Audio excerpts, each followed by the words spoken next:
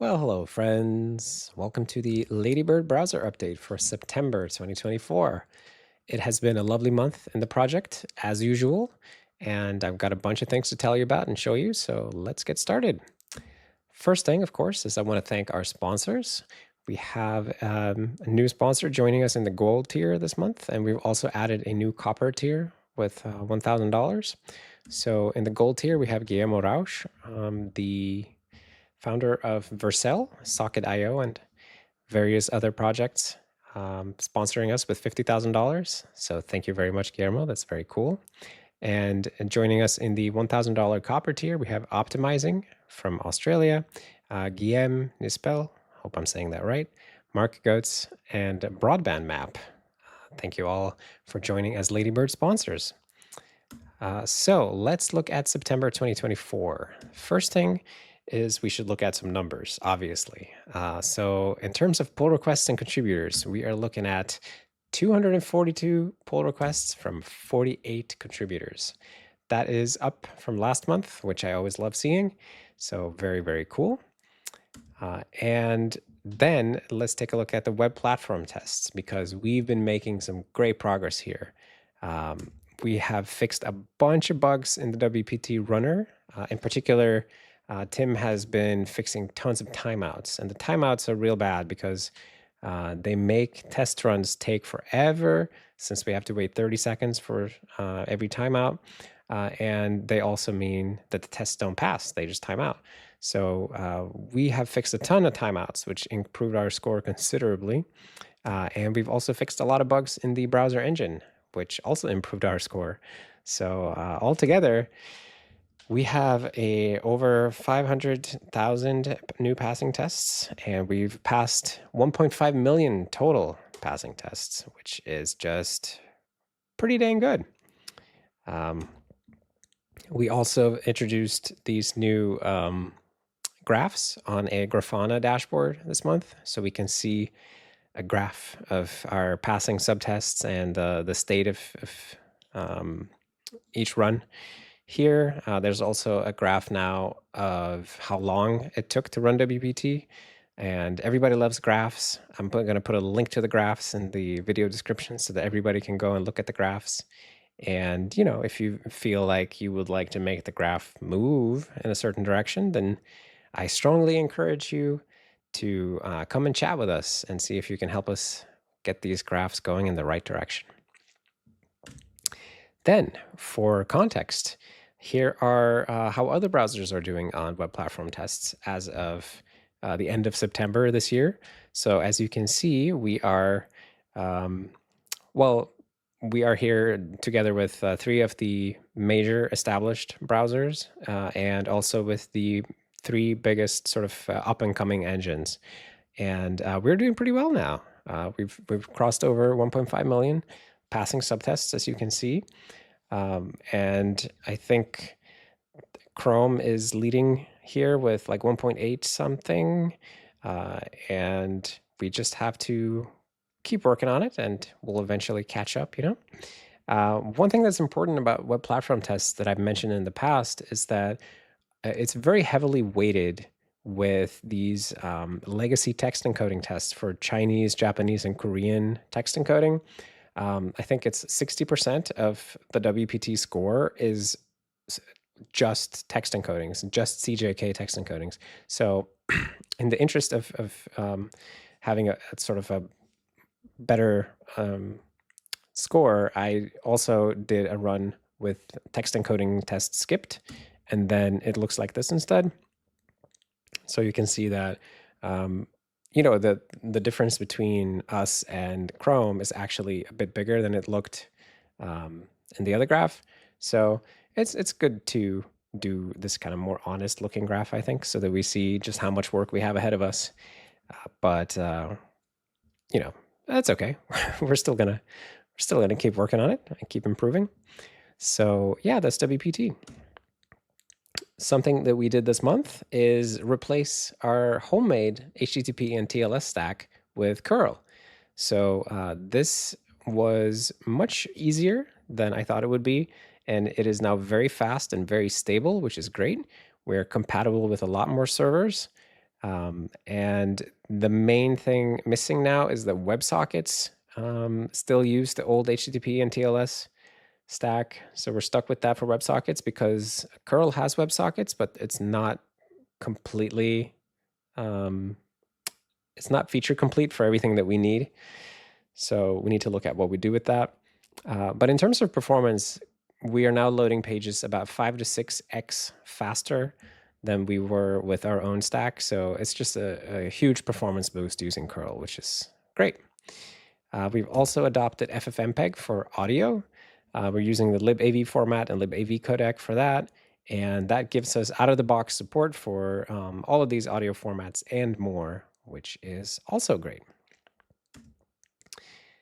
We've improved our emoji support. So until recently, we had emojis that were hand-drawn bitmaps from the Serenity OS project. And they were, I think, 7 by 10 pixels, which didn't look super great at high resolutions, obviously. They were made for Serenity OS, which is a low-resolution operating system, right? So now we have added support for high-resolution emojis, as you can see demonstrated here. We use the Apple emojis on Mac OS and the Noto color emojis everywhere else. And we've also added support for zero with joiner sequences so that you can do these things where you combine multiple emojis into like a fireman or a firewoman, and the various skin colors and things like that. So we support those as well. And Alex and Tim worked on this. Very, very nice. Thanks, guys. And we have some new CSS features. CSS transitions now work. And we also have layer rules. That's CSS cascade layers, I think the spec is called. Transitions is a big one. So that was something that Matt Olson worked on for the last couple of months and put a lot of time into getting all that written. And it's a great thing to have because so many websites use it for all kinds of little subtle effects that previously we would just sort of flip from completely off to completely on. And now we actually transition between the states in many cases. And it just looks more polished, like a real browser. So that's really, really cool. And Cascade Layers was done by Sam. So thank you, Sam. All right, and this is apparently scrolling in that way. So there's a new TC39 proposal for the uint8 array in JavaScript, where they've added some APIs for converting to and from base64, and Tim went and implemented this. So we now support this proposal, even though it's a stage 3 proposal, which means that it's ready for implementations, but I don't think it's part of the standard proper yet. It's still just a proposal, but we are in implementation, so we went ahead and implemented it. And yeah, you can now test out this proposal in our JavaScript engine. And of course, we have a bunch of new web APIs. Not as many as we normally do, but still a handful here. And it's always good to see more web APIs being implemented. And there was a heavy focus on performance this month, which I think is why we saw fewer web APIs in general. Yeah. So that's a bunch of talk. Let's do a little demo of the browser so you can see where it's currently at. So let's take Ladybird for a spin, starting with RouchG.com, which is, of course, Guillermo Rauch's personal website, in keeping with the tradition of visiting new sponsors. We had to fix date parsing in JavaScript this month to make this website work because Guillermo uses a non-standard date format that all other browsers support. And there are a lot of non-standard date formats that all browsers support because the JavaScript spec only really says that you need to support ISO 8601, and all other date formats are optional, but of course they're not really optional since other browsers do support them. Now we do too, so it's all good. Let's visit Guillermo's company, Vercel. We did a bunch of work on Vercel.com this month, getting it to load, getting it to display. We implemented CSS cascade layers, which they make heavy use of to get the site to lay out correctly. There are still a couple of glitches here, and performance is not where it should be, but it's better than ever before. I implemented the SVG masking on the GPU for this website because they have a lot of these little doodles and things that use SVG masks, which were just so slow to do on the GPU. But yeah, so this is a website that we continue working on because it's just a great aggressive test case for our rendering engine. Let's also visit V0, which is another Guillermo / Vercel thing.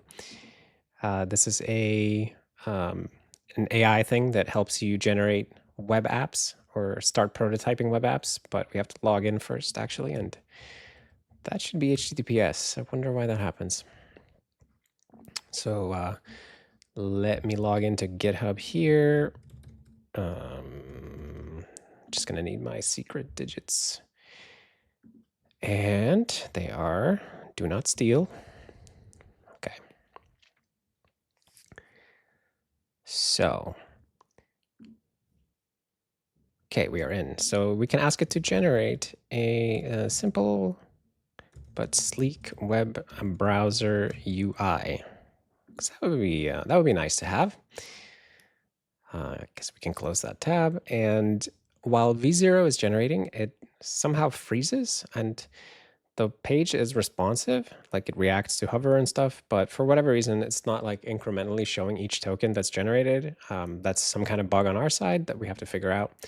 But eventually it does finish loading. And I think it has generated some kind of web browser in TypeScript and React, Tailwind CSS. Okay.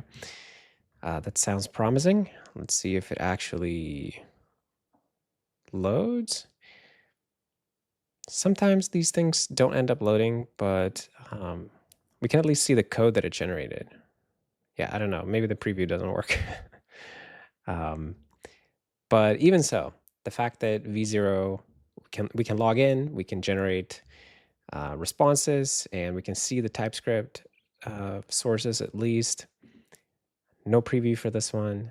That's okay. I guess we can try a new one just because it's a bit fun. Oh, does that work? Let's open a new tab. Make me a Tetris game. And while that is happening, let me also show you the new FFmpeg audio support. So if we open up Wikipedia has OGG. So let's go to Wikipedia and listen to one of their OGGs. OGG Vorbis, I think they have for stuff like classical music. So I guess we'll play the autumn since we are in October. All right. I don't have headphones on, but I hope that it is playing. Can we switch this to dark mode? That would be nice. Oh, cool. A little bit glitchy, but cool. Okay. Yeah, so this is an OGG Vorbis audio file playing on Wikipedia. And I think Tim Ledbetter fixed something this month also that made the Wikipedia audio player work. So that's doubly nice. Okay, so it generated something, a Tetris game. It seems like maybe it's not completely perfect, but pretty cool. Probably needs a little bit of debugging. And yeah, V0 has some performance issues, a couple of glitches as we can see, but man, still pretty awesome. Okay, let's try something else. Let's go to my wife's favorite website, or one of her favorite websites. It's called Fragrantica. It is a perfume review community, I guess. I'm sure that she can hear me now and is trying not to get excited and giggle. But yeah, so we've had problems with Fragrantica in the past because they did some very heavy regular expression searches. And it turned out that we just had to make one little regex engine optimization, and then this website loads with somewhat reasonable performance, which is very cool. So I can even search here for perfumes and find the famous alien, which I know she likes. Yeah, she's giving me an approving look from across the table. Yeah, so for Grantica, new this month as well, working. We still need to improve performance, but pretty cool. All right. Right. Now, before we go, I want to thank all the contributors who contributed code to the Ladybird project in September. These are all their names from the GitHub repository. I'm so glad that we're more contributors this month. It's so great to see everybody working on the project and having a good time. And if you are interested in working on a browser, come work with us on this one. We're having so much fun, and we're chattering on Discord all day, helping each other. So definitely, if you're at all interested, come join us. And thank you, everybody who contributed in September. And thank you for checking out this video and staying up to date with the Ladybird browser project. It's been a fantastic month, and I think next month is going to be even better. I know I say that, but it always turns out to be true. So I'm going to keep saying it. And thank you to everybody who supports us, all of our sponsors, all of the individual donors. It's really, really awesome. If you prefer to get this information in a newsletter, you can subscribe to a newsletter on our website, ladybird.org. And if you want to come chat, join the Discord server. It's linked on the website as well, and I'll put a link in the video description. But thank you all for coming here, checking out the video, and I will see you next time.